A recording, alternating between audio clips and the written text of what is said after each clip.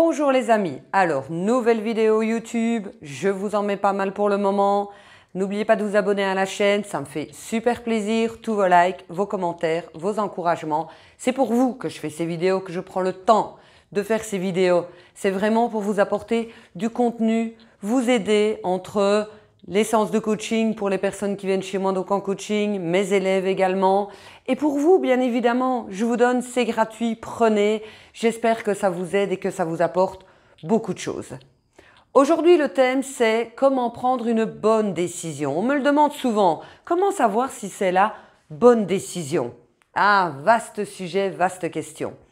Ici, je vais vous donner quelques trucs et quelques astuces. C'est pas pour ça qu'en une vidéo, vous allez dire « Ok, je prends les bonnes décisions ». C'est quelque chose effectivement qui se travaille.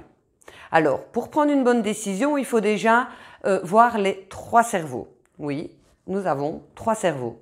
Il faut voir donc le mental, le cerveau, l'émotionnel au niveau du cœur et l'instinctif, celui qui est au niveau des tripes. C'est-à-dire qu'au niveau du cœur, vous pourriez avoir super envie, ça a l'air génial, de quitter son boulot et d'aller vendre des tongs en Espagne, par exemple. Mais le mental, voilà, on réfléchit, stratégie, on réfléchit le pour et le contre, etc. Et l'instinctif, il ne se trompe pas. Je ne vous parle pas des peurs, je vous parle vraiment de qu'est-ce que votre petite voix à l'intérieur. Souvent, quand on sent qu'il y a quelque chose qui cloche, on se dit par la suite « je le savais ». Je le savais qu'il y avait quelque chose qui n'allait pas et j'y ai quand même été. Je le savais. Le problème, c'est qu'on ne nous a pas enseigné à l'école d'écouter notre instinct et notre cœur encore moins. On nous a dit « fais fonctionner ton cerveau ». Donc, posez-vous la question, mettez chaque fois par écrit quand il y a une décision à prendre.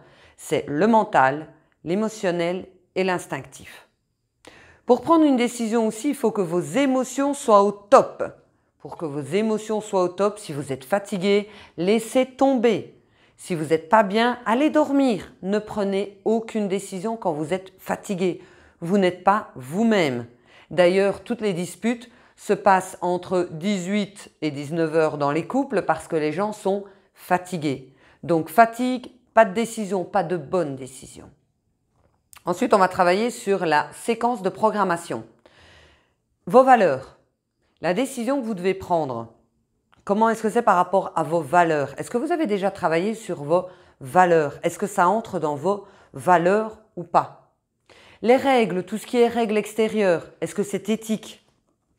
On parle beaucoup pour le moment de tout ce qui était éthique, qui n'est pas éthique. Donc posez-vous aussi la bonne question. Par rapport à vos croyances, alors attention aux croyances limitantes, faites très attention à toutes ces croyances. Une croyance n'est pas une vérité. C'est ce qu'on vous a mis dans la tête ou que vous vous êtes mis dans la tête tout seul, tout simplement. Et ensuite, la décision, est-ce que ça rentre dans vos critères de vos objectifs, de votre vision à court terme, moyen terme et long terme? Ce qui peut vous aider pour prendre une décision, c'est de faire une liste. Si je prends la décision, le positif et le négatif, il faut savoir que quand vous gagnez quelque chose, vous perdez toujours quelque chose. De ne pas prendre cette décision, le positif et le négatif, mais également dans 3 ans, imaginons que c'est la décision de changer de job, imaginons, et que dans votre boulot, vous n'êtes vraiment pas bien. Si jamais vous ne bougez pas, qu'est-ce qui se passera dans 3 ans? Ça peut vous aider effectivement à prendre une décision. Est-ce qu'au final, changer d'emploi dans ce qu'on vous propose, non, ça va être catastrophique, ou justement, c'est une opportunité? Donc, regardez dans 3 ans si vous bougez, si vous ne bougez pas. 3 ans, 5 ans et même 10 ans. Après, vous devez être responsable. Vous devez apprendre à être responsable. De dire, j'ai une décision à prendre, je vais demander l'avis de tout le monde. C'est leur avis, mais c'est votre vie. Donc arrêtez de vouloir demander l'avis à tout le monde et puis après d'en vouloir au monde entier parce que oui, mais tu m'as dit que… Non, non, non, non, non. On reprend la responsabilité de ces décisions. Est-ce qu'on est en accord avec le fait de on prend la décision ou on ne la prend pas? Si vous ne la prenez pas, arrêtez de vous en vouloir. Vous êtes en accord avec. Si vous la prenez, c'est la même chose. Arrêtez de vous en vouloir si ça ne fonctionne pas ou si ce n'était pas la bonne décision, encore est-ce qu'il y a vraiment une décision catastrophique? C'est-à-dire que est-ce qu'on est en accord ou pas?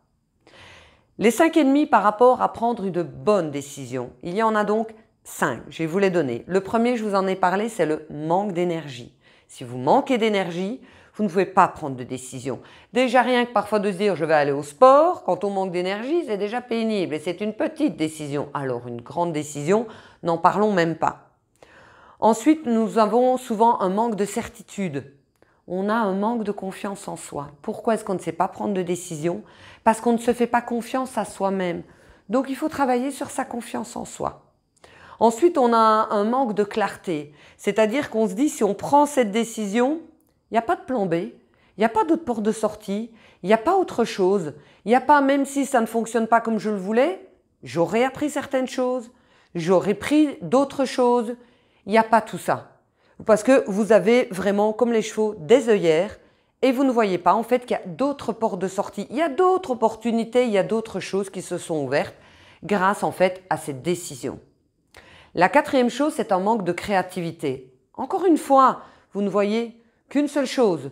Vous ne voyez que cette façon. Élargissez, soyez créatifs, créatives. Les personnes qui réussissent dans la prise de décision, qui ne le regrettent pas, c'est parce que même si ça ne fonctionne pas comme elles le voulaient, hop, on réajuste.